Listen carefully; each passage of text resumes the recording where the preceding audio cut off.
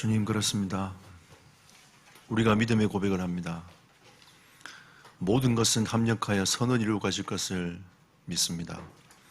하나님은 능하신 분이 아니십니까? 우리의 생각에 묶이는 하나님이 아니라 모든 것을 이끌어 가시며 나의 갈 길 다가도록 주님이 인도할 수 있는 하나님이 아니십니까? 오늘도 그 하나님 앞에 믿음 가운데 서게 하시고 주의 말씀을 듣고 그 말씀 앞에 서는 은혜가 임하도록 이 시간 성령으로 역사하여 주시옵소서. 이 모든 말씀 우리 주 예수 그리스도 이름으로 기도드렸습니다. 아멘. 할렐루야. 옆 사람과 인사합시다. 임마누엘. 예, 임마누엘은 최고의 단어입니다. 하나님이 우리와 함께 하시는 거죠. 우리는 그 임마누엘이라는 단어를 굉장히 많이 놓치고 살아갑니다. 오늘 하나님이 여러분에게 주시는 그 임마누엘을 깊이 이해하고 누리는 은혜가 있기를 예수 이름으로 축복합니다. 지금 우리는 마태복음을 마무리하고 있습니다. 지난 주간은 베드로가 예수님을 3번 부인을 했죠. 우리 영적 상태를 점검하자고 우리 한 주간 동안 말씀 앞에서 자신을 돌아봤습니다. 그러면 영적 상태를 점검한다는 것은 두 가지로 요약할 수 있겠습니다. 첫 번째는 여러분과 제 자신을 하나님 말씀 앞에 세우는 거죠. 왜 우리가 하나님 말씀 앞에 세워야 됩니까? 우리가 지금 보고 듣고 느끼는 모든 것은 지금 세상적인 것입니다. 그게 자꾸 기준이 되는 거죠. 세상의 메시지는 지금 어마어마하게 쏟아져 나오고 있어요. 유튜브만 봐도 여러분, 이 세상의 메시지가 어마어마하게 쏟아져 나오고 있습니다. 자기의 생각을 끊임없이 얘기하고 있는 거죠. 우리가 잘못하면 거기에 빠져버려요. 하나님의 메시지를 듣는 게 아니라 세상의 메시지를 끊임없이 듣는 거죠. 듣다 보면 기준 자체가요, 흐려져 버려요. 하나님은 우리에게 말씀을 하고 계십니다. 우리가 하나님 말씀 앞에 서지 아니하면 우리는 끊임없이 우리의 생각이 갇혀버린다는 사실을. 여러분, 창세기 3장 사건이 어떤 사건입니까? 하나님의 언약을 잃어버리고 누구 앞에 섰어요? 자신의 생각 앞에 선 아담이었어요. 하와였습니다. 그게 누가 공격에 들어왔습니까? 사단이 공격에 들어온 거죠. 그러면 결국은 사단의 유혹에 하나님의 말씀에 언약을 딱 붙잡고 간 게 아니라 자신의 생각 속에 딱 붙잡히다 보니까 그 유혹에 넘어가 버린 거예요. 예수님은 40일 동안 금식 기도한 이후에 무엇으로 마귀와 대적하셨습니까? 굉장히 힘든 상황이었단 말이에요. 여러분, 40일 동안 금식 기도하는 게 얼마나 힘든 줄 아십니까? 저는 3일만 금식해도 힘들더라고요. 도저히 못하겠다. 금식은 할 수 있는 게 아니야. 요즘에 저도 다이어트를 하고 있는데 식단 조절하는 것도 힘들어요. 예. 굉장히 유혹이 굉장히 강력합니다. 근데 그걸 참아내면서 가는 것도 쉽지 않아요. 근데 40일을 금식을 했단 말이에요. 예수님이 40일 동안 금식 기도한 이후에 마귀가 와가지고 똑같은 돌을 가져와서 이걸 만들어 먹어 라고 얘기했단 말이죠. 예수님은 능하신 분입니다. 마귀도 알아요. 그거는 간단한 사실을, 그 능력은 아무것도 아니라는 사실을 마귀는 너무너무 잘 알고 있는 거죠. 이거를 떡으로 만들어 먹으라고 얘기했단 말이에요. 근데 예수님이 뭐라 하셨습니까? 사람이 떡으로만 살 것이 아니요. 사람이 떡으로만 살 것이 아니라는 거죠. 그러니까 우리의 기준 자체가 사람들은 다 세상에 딱 붙잡혀 있다 보니까 그게 기준이 되어버렸어요. 여러분, 하나님의 뜻이 성공하는 것입니까? 하나님의 뜻은 세계복음화입니다. 성공은 과정인 거예요. 지나가는 거예요. 여러분의 성공을 가지고 세계복음화하는 겁니다. 하나님이 거기에 쓰시는 거지. 우리가 성공에 묶여버리면 거기서 벗어날 수가 없어요. 하나님은 더 이상 거기서 역사하지 않습니다. 여러분이 돈에 묶여버리면 돈은 필요하고 중요하고 세계복음화 가장 필요한 것입니다. 전 청년들한테 가능하면 사업해라. 진짜 응답 많이 받아라. 그래서 세계복음화 하자. 센터도 짓고 하자. 이렇게 메시지를 끊임없이 지금 전달하고 있습니다. 그런데 우리가 돈에 노예되면 어떻게 됩니까?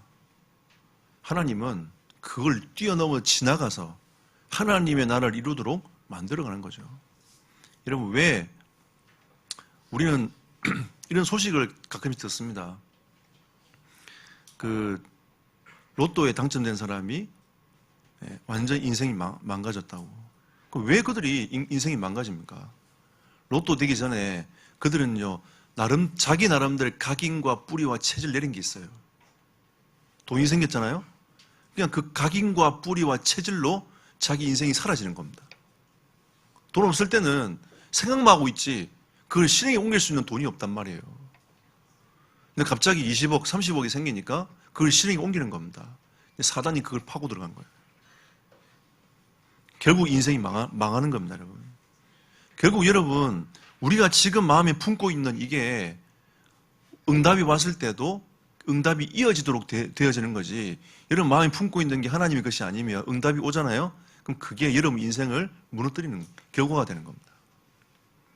지금 그게 세상인 거죠. 그래서 우리는 하나님의 말씀 앞에 우리 인생을 세워둬야 어떤 문제가 와도 흔들리지 않습니다.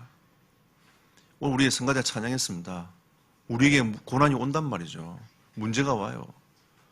베드로는 그 고난 속에서 3번 부인하고 예수님을 저주하고 나중에 통곡했습니다.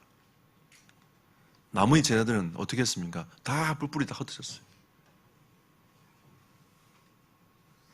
우리가 주의 말씀 앞에 세우지 못하면, 우리에게 어려우며 고난이 오면 예수님을 저버리고 자기가 가고 싶은 길로 가는 겁니다. 그동안 자기가 담아왔던 그 생각대로 가는 거예요. 오늘 여러분과 저에게 하나님의 말씀이, 언약이 중심이 되기를 예수 이름으로 축복합니다. 그리고 여러분이 주의 말씀 앞에 딱 있다 보면 누가 역사하시냐? 여러분 마음속에 계신 성령께서 여러분의 생각과 마음을 인도해 가시는 겁니다. 하나님께서 세밀하게 간섭하시고 인도해 가시는 것들을 여러분이 경험할 수 있어요. 저는 고민할 때마다, 고민되고 힘들 때마다 하나님의 말씀 앞에 서봅니다. 그러면 내 생각은 자꾸 이쪽으로 가는데 하나님은 이쪽으로 계속 보내요. 이 두 생각이 계속 충돌이 일어납니다. 어느 날 그 말씀 앞에 계속 있던 나는 내 생각이 일로 가지 않고 하나님을 향하여 방향을 잡아서 다시 이쪽으로 가게 돼요. 저와 여러분이 다릅니까? 똑같습니다. 그런데 우리가 하나님 말씀 앞에 서는 그 훈련이 되어져야 문제가 왔을 때에 하나님의 주신 생각 속으로 우리는 들어가게 됩니다. 여러분 영적 상태를 점검하고 진짜 이 시대를 두고 여러분이 하나님 앞에서 응답받는 성도들이 되시기를 예수 이름으로 축복합니다. 자, 오늘 이 본 말씀은 유다가 목매어 죽는 장면입니다. 안타깝죠? 얼마나 안타깝습니까? 예수님이 12제자 중에 한 명이었습니다. 어마어마한 축복의 대열 속에 있었음에도 불구하고도 유다는 결국은 목매어 죽는 결단을 내립니다. 회개하고 돌아왔으면 되는데 유다는 회개하지 않았어요. 후회했습니다. 오늘 여러분 이 말씀을 저는 붙잡고 복음을 심고 복음을 누리는 자가 되어야 되겠다. 여러분 진짜 복음을 심고 복음을 누리는 자가 되기를 예수 이름으로 축복합니다. 자, 첫 번째로 복음을 놓친 가룟 유다입니다. 여러분 잘 생각해 보십시오. 가룟 유다는 복음을 놓쳤어요. 복음의 근본 대신 예수와 함께 있었음에도 불구하고도 그 복음을 놓쳤어요. 유다는 어디에 마음을 뒀습니까? 물질, 즉 돈에 마음을 뒀습니다. 언제든지 돈이 있으면 편해요. 근데 유다는 마음을 어디에 뒀냐? 물질에 마음을 뒀단 말이에요. 저도 청소년 때 물질에 마음을 뒀어요. 나는 이거 돈 많이 벌어가지고 잘 살아야지. 이게 제 마음이었습니다. 그리고 내가 하고 싶은 대로 살아야지.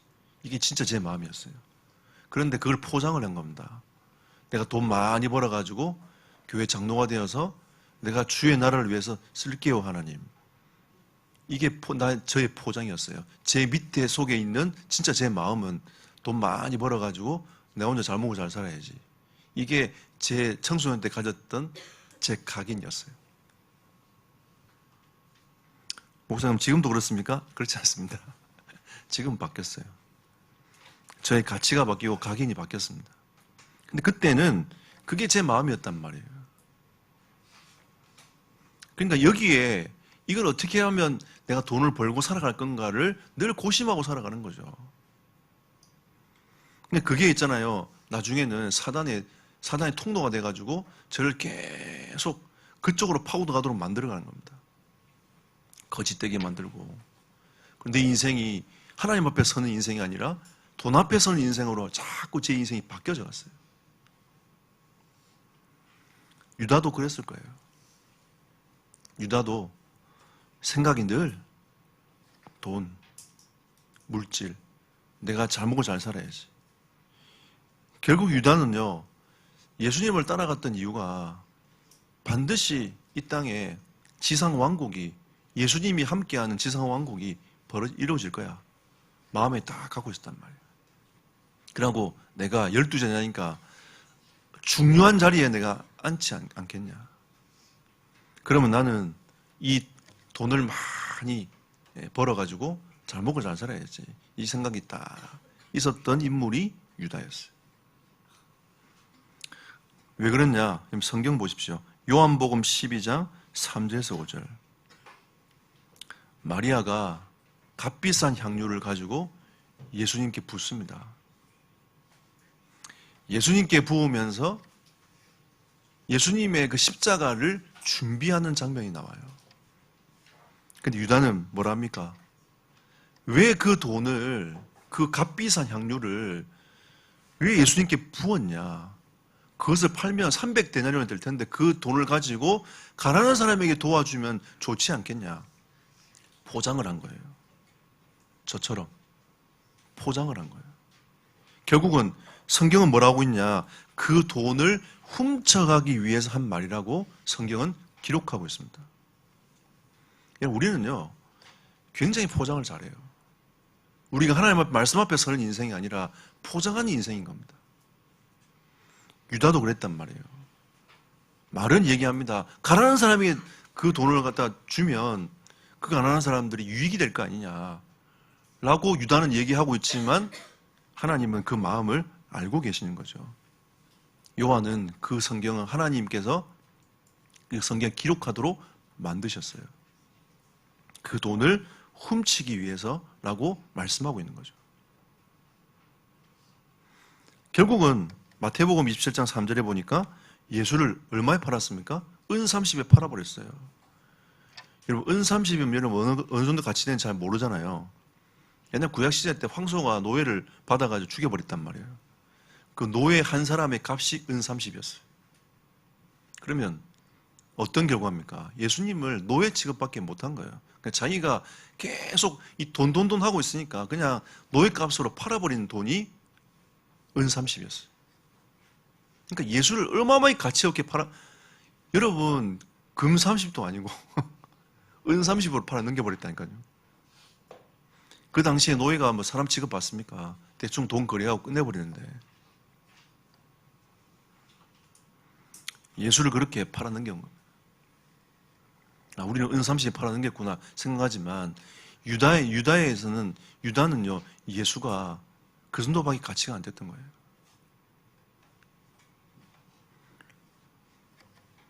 성경은 또 얘기합니다. 유다를 마귀의 종이라고. 요한복음 13장 2절에 마귀가 유다의 마음에 예수를 팔 생각을 넣었다. 그럼 유다의 마음은 항상 예수님이 우선이 아니라 돈이 우선이다 보니까, 물질이 우선이다 보니까 그 생각에 예수를 팔 생각을 집어 넣어버린 거예요. 그러니까 13장 27절에 사단이 마음속에 들어가 예수 파는 것을 실행에 옮기도록 만드는 거죠. 이제는 그 마음조차, 생각뿐만 아니라 그 마음조차 자극돼 버리니까 어떻게 됐어요?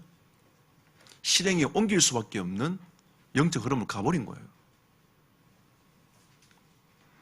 여러분, 왜 사람들이 자살하는 줄 아십니까? 생각 잡히는 거예요. 처음에 계속 불안하고요, 생각이 잡히는 거예요. 그러다가 마음이 딱 자극되잖아요. 그러면 이 마음이 죽고 싶은 생각으로 계속 가는 겁니다. 어느 날 그걸 사단이 실행에 옮기도록 만들어요. 그게 유다입니다, 여러분. 우린 유다를 통해서 왜 이 세상 사람들이 자살하는지 봐야 돼요. 영적인 눈을 뜨고 봐야 됩니다. 그러면 여러분 어디서부터 시작합니까? 유다가 갑자기 자살하고 싶어서 자살합니까? 아니잖아요. 유다는 하나님이 주시는 것을 품지 못하고 다른 걸 품고 있었단 말이에요. 이 세상의 신을 품고 있었단 말이에요. 이 세상의 신을 품고 있다 보니까 사단이 거기서 생각과 마음을 공격해 들어오는 겁니다. 무방비 상태인 거죠. 오늘 27장 3절 보십시오. 그때의 예수를 판 유다가 그의 정죄됨을 보고 스스로 뉘우쳐 그 은 30을 대제사장들과 장로들에게 도로 갖다 주며 재판에 넘겨진 예수를 가만히 보면서요. 유다가 설마 했을 거예요. 그래도 마지막으로 예수가 이 재판에 넘겨지지 않고 왕으로 군림해서 이스라엘 나라를 평정하게 될 거야. 라는 마지막 이 소원을 가슴에 품고 있었단 말이에요. 근데 재판이 넘겨지고 재판이 진행되는 걸 가만히 보면서 더 이상 예수에게는 소망이 없다는 것을 유다가 깨달았어요. 유다가 생각했단 말이에요. 그리고 뭐 했습니까? 후회했어요. 뉘우쳤단 말이에요. 이건 회개가 아닙니다. 원어에 보면 이건 회개가 아니에요. 뉘우친 거예요. 그냥 후회한 거예요. 회개는 뭡니까? 자기가 잘못해서 갔잖아요. 그걸 돌이키는 겁니다. 하나님께로 돌이키는 거예요. 그게 회개입니다, 여러분. 후회는 후회하고 계속 그 길을 가는 거예요. 내가 잘못했구나 가는 겁니다. 후회와 회개는 의미가 다른 거예요, 여러분. 우리는 우리의 삶 속에서 후회를 굉장히 많이 하고 살아갑니다. 아이고, 이렇게 하지 말았을 걸. 근데 여러분, 그 후회는 회개가 아닙니다. 착각하시면 안 돼요.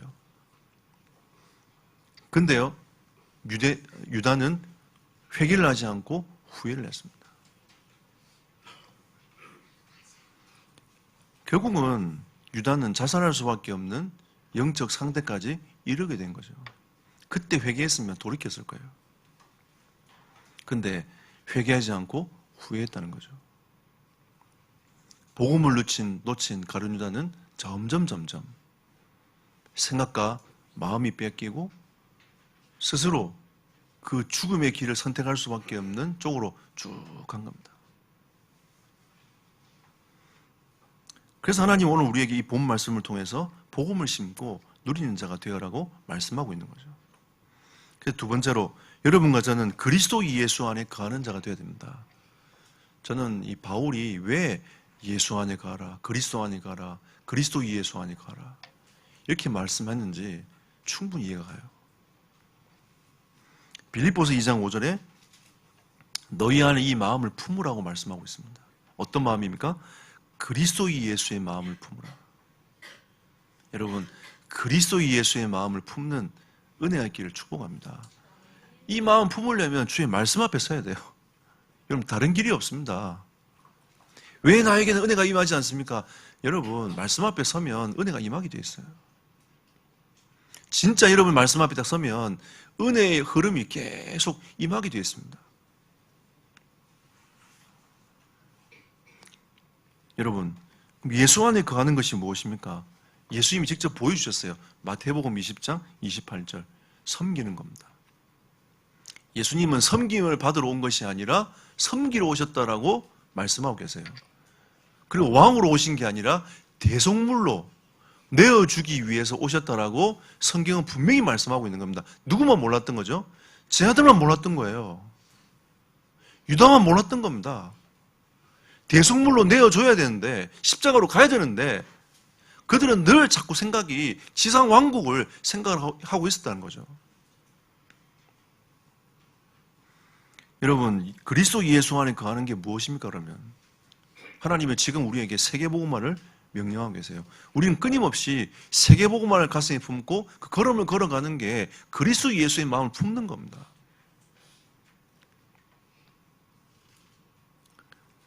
결국 여러분, 왜 예수님께서 대속물로 십자가로 가셨습니까?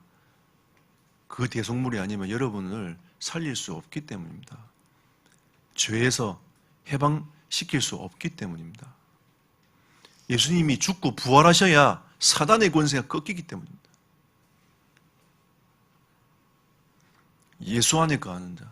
여러분, 복음은요, 모든 사람을 살리는 거예요. 그게 복음입니다. 그러면 우리는 진짜 하나님 앞에서 모든 사람을 살리기 위해서 대속물로 죽으신 그 예수 그리스도의 그 마음을 가슴에 딱 담아야 돼요. 여러분, 십자가 사랑 아니면 사람 이해할 수 없어요. 십자가 사랑 아니면 사람을 가슴에 품을 수 없습니다. 십자가 사랑 아니면 우리는 이 세상을 보고 견딜 수가 없어요.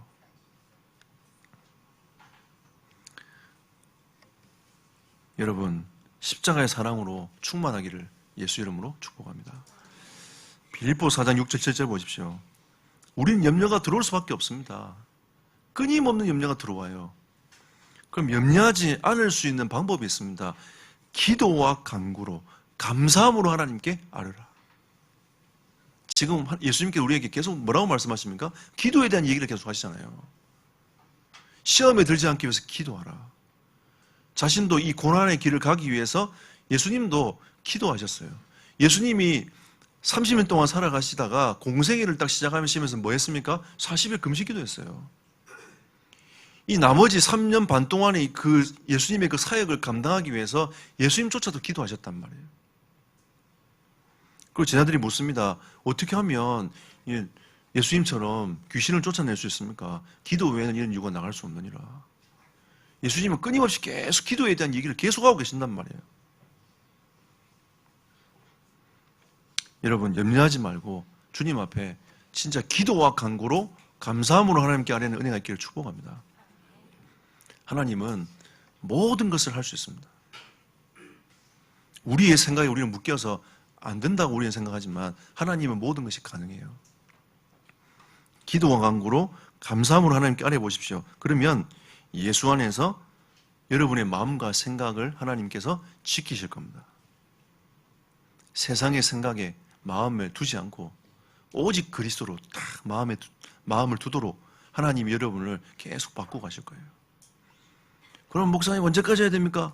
죽기까지 해야 됩니다. 죽기 전까지. 죽기 전까지 사단이 시부르게 눈 뜨고 여러분을 넘어뜨리려고 공격이 들어와요. 그래서 깨어 있어야 됩니다, 여러분. 그래서 기도해야 돼요. 자, 그리고 언약의 말씀에 마음이 있는 자가 그리스도 예수 안에 거하는 자입니다. 예수님이 뭐라 하셨습니까?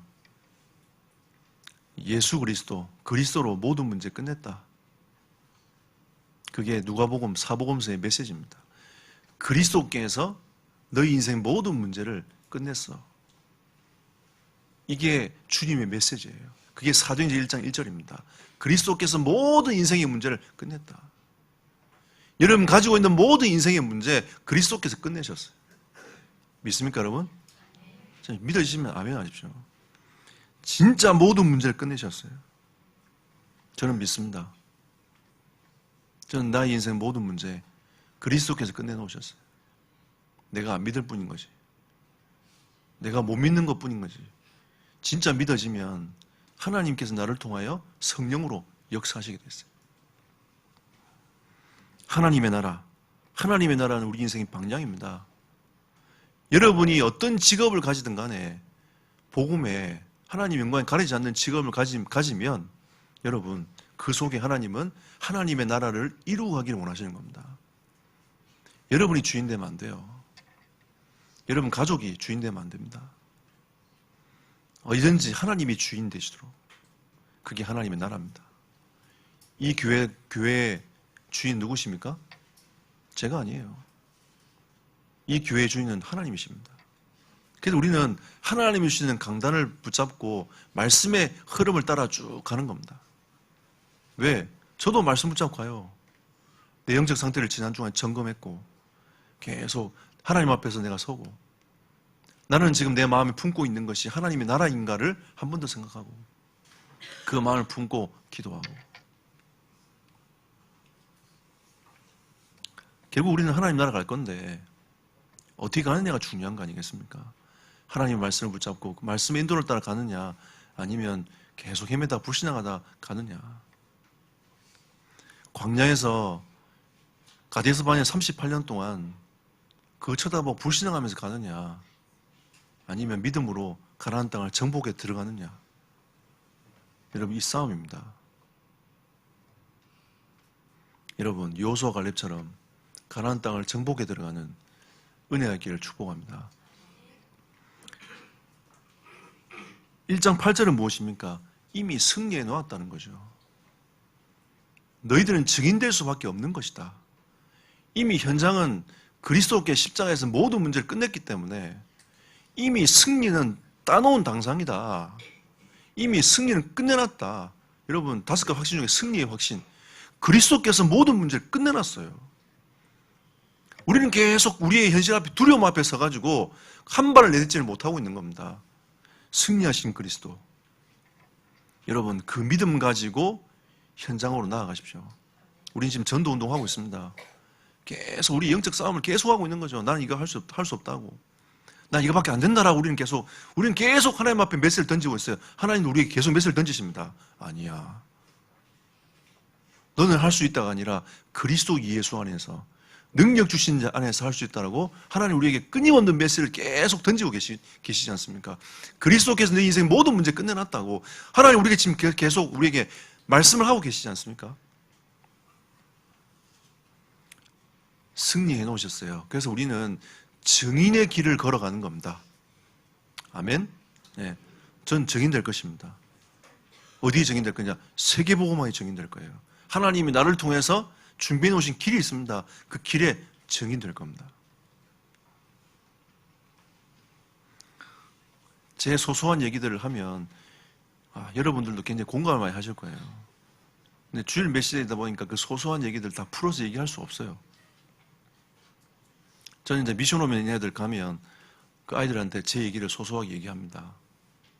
하나님이 내 인생을 어떻게 인도해 오셨는지, 어떻게 세밀하게 내 생각을 붙잡으셨는지 얘기한단 말이죠. 여러분, 하나님은 우리의 인생을 통하여 증인의 길로 가게 하실 겁니다. 저와 여러분 다르지 않습니다. 똑같아요. 왜 똑같냐? 직분만 다시 똑같습니다. 하나님이 함께하고 계시지 않습니까? 그걸로 끝입니다, 여러분. 하나님이 함께하는 것 외에 더 중요한 게 뭐가 있습니까? 그래서 우리는 매주 우리가 주일 예배 시작하면서 임마누엘 하는 이유가 무엇입니까? 주님이 함께하는 것 말고는 더 이상 더 이하도 없어요. 그걸로 끝입니다. 그런데 이 하나님과 함께하는 이 비밀을 내가 어떻게 누릴 것인가? 그게 증인의 길로 가는 것과 가지 못하는 것 차이인 겁니다. 여러분. 결론 맺겠습니다. 그래서 여러분과 저는 복음 안에서의 삶을 살아가야 돼요. 복음의 말씀을 이루는 삶을 살아가야 됩니다. 골로새서 1장 24, 25절에 복음의 말씀이 나를 통하여 이루어지도록 하나님이 우리에게 말씀하셨어요. 어디를 통해 이루어집니까? 첫 번째, 교회를 통하여 이루어지는 겁니다. 여러분, 이 생명빛 교회를 통하여, 몸된 교회를 통해서 하나님의 복음의 능력과 삶이, 하나님 말씀이 이루어지고 성취되는 겁니다. 왜 그렇습니까? 라고 하면 증거 있습니다. 성경의 증거입니다. 여러분, 저희가 지난 연도에 교회론을 2주에 걸쳐서 제가 강의를 했습니다. 여러분, 그걸 잘 생각해 보십시오. 여러분, 교회는요, 그리스도께서 머리가 되세요. 우리는 하나의 다 지체입니다. 다 지체예요. 그런데 예전에는 하나님이 보이는 형상으로 교회 성방을 만들어 놓고 성전을 만들어서 사람들이 그 중심으로 하나님을 섬기도록 만들었어요. 요한복음 4장 24절을 보면 하나님은 영이시니 예배하는 자는 영과 진리로 예배할지니라. 이젠 예배자의 개념이 바뀌었습니다. 누구야? 진짜 예수 그리스도를 믿음으로 고백하는 자들이, 성령의 능력, 생명을 얻은 사람들이, 그리스도를 고백하고 생명을 얻은 사람들이 모여서 함께 드리는, 하나님께 예배드리는 예배가 진정한 예배인 겁니다. 그래서 하나님 우리에게 교회를 공동체로 부르셨어요. 하나님이 우리에게 이 지역 살리라고 하나님이 생명빛 교회를 세우신 겁니다. 이 건물은요, 있어도 되고 없어도 돼요. 만약에 우리가 핍박이 와가지고 각 가정집에서 예배 드린다, 그것도 다 교회입니다, 여러분. 한국 사람들이요, 교회를 잘 이해를 못해요. 가정에서 예배드리면 이단이라고 합니다. 그러면 중국은 다 이단이에요. 진짜 신앙을 지키기 위해서 다 가정에서 예배드리고 있는 그 가정교회들은 다 이단 아닙니까, 여러분? 초대교회는 처음부터 교회가 섰습니까, 여러분? 아닙니다. 가정에서 예배드렸어요. 마가다락방. 그게 초대교회 아닙니까? 그럼 지금 살람 목사님이 방글라데시에서 가정처소를 만들어 놓고 거기서 계속 예배드리고 있는 사역자들이요, 몰래 사람들 다 모아가지고 데리고 가요. 전화해가 문자 보내가지고. 공공칠 작전도 아니고. 그럼 예배, 그럼 교회 아니겠네요? 한국 사람들 있잖아요. 이 예배, 이 교회에 대한 개념을 이해를 잘 못하고 있어요. 여러분, 우리는요, 예수 그리스도를 고백하는 모든 사람들은 하나의 공동체입니다. 다 교회인 거예요. 하나님이 고린도서 3장 16절에 뭐라고 했습니까? 너희가 하나님의 성전인 것과 여러분이 성전의 그 돌 하나를 지금 채우고 있는 하나의 구성원들인 겁니다. 근데 이 교회는 눈에 보이지가 않는 거예요. 하지만 우리는 지금 눈에 보이는 공간에서 예배를 하고 있습니다. 여러분, 주님의 몸된 교회를 위해 헌신한다는 것은 그 몸된 교회를 세워나가는 거죠. 이건 굉장히 중요한 겁니다. 이게 복음 안에서의 삶인 거예요. 하나님은 여러분과 저를 직분을 주셨습니다. 직분을 왜 주셨습니까? 하나님의 말씀이 여러분을 통해 이루어지는 도구로 쓰시기 위해 하나님이 여러분과 저에게 직분을 주신 겁니다. 저는 목사로. 목사로서 주의 말씀이 성취되도록 만들어가는 건 하나님께서. 제게도 길이 있습니다. 하나님이 제게 준 비전이 있어요. 그 길을 따라 가는 겁니다. 자, 그리고 골로새서 2장 6절 7절에 그리스도가 나의 주 되심을 인정하고 고백하고 누리는 겁니다. 여러분 인생의 주인 되시기를 축복합니다. 그리스도가 주인 되셔야 돼요. 왜? 골로새 2장 6절 7절에 보면 그 그리스도의 주 되심에 우리가 뿌리를 받고 세움을 받아. 어디에 자꾸 여러분을 뿌리를 내리는 게 아니라, 다른 데 뿌리를 내리는 게 아니라, 세상에 뿌리를 내리는 게 아니라 하나님의 말씀과 그 언약에 뿌리를 내리는 거예요. 박는 거예요. 그래서 거기서 세움을 입으라는 겁니다. 그리스도의 터 위에 여러분이 뿌리를 박아서 여러분이 서 있는 거예요. 거기서 뭐 하랍니까? 믿음에 굳게 서서 감사함을 넘치게 하라. 아멘. 자꾸 분리시키는 게 아니고요. 믿음 앞에 서가지고 감사함으로 하나님께 그 공동체의 삶을 살아가라는 겁니다. 여러분, 믿음 앞에, 믿음 위에 굳게 서는 은혜의 길을 축복합니다. 여러분, 어떤 문제가 와도 교회는 괜찮습니다. 왜? 하나님이 함께하기 때문에. 그런데 우리가 믿음 위에 굳게 서야 돼요. 그리고 그거를, 모든 것을 감사함을 넘치게 하라. 우리가 뭔가 성가대도 하시고 교사도 하고 예선도에는 지금 식사당번도 하고 어떤 분은 청소도 하시고 교회 안에서 막 이런저런 일들을 하잖아요. 예, 또 우리가 내년도에 되면 또 새로 직분을 임명해서 우리가 이제 계속 이렇게 갈 겁니다. 믿음 위에 굳게 서서 감사함으로 하라. 저는 이 목회 일을 믿음 위에 굳게 서서 감사함으로 하고 있습니다. 제가 지난번에 고백했지 않습니까? 예. 목회자 말고 지금 당장 내려놓고 사업하라면 하겠냐? 옛날에는 그렇게 하겠다고 제가 생각했거든요. 당장 그만두고, 목회 그만두고, 난 나가서 일하고, 진짜 나 그냥 공장 가서 일하고, 그 돈 받아가지고, 정시에 딱 출근하고, 정시에 퇴근하고, 나 그렇게 살고 싶다. 이렇게 마음이 있었어요. 근데요, 사라졌습니다. 왜? 하나님이 나에게 주신 직분, 이것이 나에게 얼마나 축복인가를 뒤늦게 깨달은 거죠. 하나님이 나에게 주신 허락하신 이 길이 얼마나 좋은 길인가를 저는 처음에 몰랐어요. 나 이게 고난이고 어려운 줄 알았습니다. 처음 신학교 입학하는 날 양복을 입고 입학을 하는데 가슴에 한숨을 쑥 내밀었어요. 내 과연 잘할 수 있을까? 주여 이러면서 주변에서 하도 걱정을 하시길래 네가 목회할 수 있겠냐 막 걱정을 하시는 게 막 들려요. 보여요. 한숨을 싹 쉬면서 입학을 딱 했습니다. 근데 참 희한하죠. 하나님이 거기서부터 시작하는데 만남의 축복부터 시작해가지고요. 쫙 인도에 가시는데 저는 이를 말할 수가 없어요. 야, 기가 막히는 겁니다. 근데 하나님 앞에 제가 고백한 게 있어요. 하나님, 제 힘으로 안 되지 않습니까? 하나님 도와주십시오. 근데 하나님이요, 성령께서 세밀하게 도와주시는 겁니다. 제가 이 전도 운동하려고 이제 전도사 생활하려고 부산에서 진해로 넘어가는 그 버스에서 제가 하나님께 기도했어요. 하나님, 진짜 이 복음 운동 내가 놓치지 않도록 나에게 힘을 주십시오. 제 자신을 하나님 너무 잘 알지 않습니까? 나에게 힘을 주십시오. 그러고 버스 타고 넘어갔는데 하나님이 진짜 위기 때마다 하나님 저를 지켜주셨어요.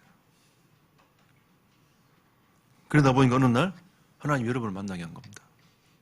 공주까지 오게 하셨어요. 하나님이. 믿음 위에 굳게 서서 감사함을 넘치게 하라. 할렐루야. 네. 여러분 제가 불행해 보이십니까? 네, 저는 목회자가 된 게 감사합니다. 때로는 제가 이거 내가 견딜 수 있을까라고 하는 문제도 와요. 근데 하나님은 그걸 합력하여 선을 이루어 가시더라고요. 싹 다 바꾸셨어요. 감사함을 넘치게 하라. 믿음 위에 굳게 서라. 여러분 진짜 믿음 위에 굳게 서서 감사함을 넘치게 하는 은혜의 길을 축복합니다. 그리고 에베소 1장 7절에 은혜에 감사하고 감격하라 했습니다. 자, 우리 에베소 1장 7절 여러분 주보에 다 적혀 있을 거예요. 다 같이 한번 읽고 우리 메시지를 마무리하겠습니다. 그리스도 안에서 그의 은혜의 풍성함을 따라 그의 은혜로 말미암아 속량 곧 죄사함을 받았느니라. 아멘. 우리가 이런 은혜를 받았습니다. 여러분 이번 한 주간 동안에 주의 말씀 붙잡고 큰 은혜 앞에 감사함을 넘치게 하는 하나님의 사람들이 되기를 예수 이름으로 축복합니다. 말씀을 붙잡고 여러분 하나님 주신 은혜대로 합심으로 기도하도록 하겠습니다. 주님의 은혜 감사드립니다. 하나님 성령으로 역사하시며 인도하여 주옵소서. 진짜 복음을 누리고 복음을 심고 복음 앞에 서는 나의 인생이 되기를 소원합니다. 믿음 위에 굳게 서서 모든 것을 감사함을 넘치게 하라는 주의 말씀 앞에 복음의 삶을 살아가는 은혜의 사람이 되기를 소원합니다. 주여 성령의 충만함과 은혜를 덧입혀 주시옵소서. 우리 모든 성도들에게 하나님의 은혜와 충만함을 덧입혀 주시옵소서. 주의 나라가 임하는 이 시간 되기를 소원합니다. 주의 뜻과 계획을 이루는 시간 되기를 소원합니다. 하나님 은혜와 충만함을 덧입혀 주시옵소서. 하나님 감사합니다. 한 주간 동안 이 말씀이 성취되는 삶을 살아가도록 인도하여 주시옵소서. 주 예수 그리스도 하나님께 감사드립니다. 하나님은 우리에게 베드로를 통하여 우리의 영적 상태를 보여주셨고 가룟 유다를 통하여 세상의 메시지와 음성을 듣게 하셨습니다. 우리는 어떻게 해야 주님 앞에 서서 복음의 삶을 살 수 있겠습니까? 때로는 말씀을 들어도 깨닫지 못합니다. 때로는 말씀이 나에게 역사하기 원하지만 우리는 다른 것을 쫓아 한 주간 동안 또 살아갑니다. 하나님, 저들에게 성령의 충만함과 은혜를 덧입혀 주옵소서. 그리하여 말씀이 우리 마음속에 살아 움직여 우리 인생을 변화시키고 우리를 계속 끊임없이 복음 앞에 서게 할 수 있도록 하나님 은혜 위에 은혜를 더하여 주옵소서. 하나님, 마음이 상한 자가 있습니다. 병든 자가 있습니다. 하나님 그들을 위로하시고 힘주시고 하나님 치유하여 주옵소서. 하나님 이 시간에 주의 성령으로 역사해 주시기를 소원합니다. 하나님의 은혜와 충만함으로 채워주시고 우리가 하나의 공동체임을 깨닫고 함께 하나님의 나라를 이루갈 하나님 그 걸음을 걸어갈 수 있도록 인도하여 주옵소서. 주 예수 그리스도 이름으로 기도드렸습니다. 아멘.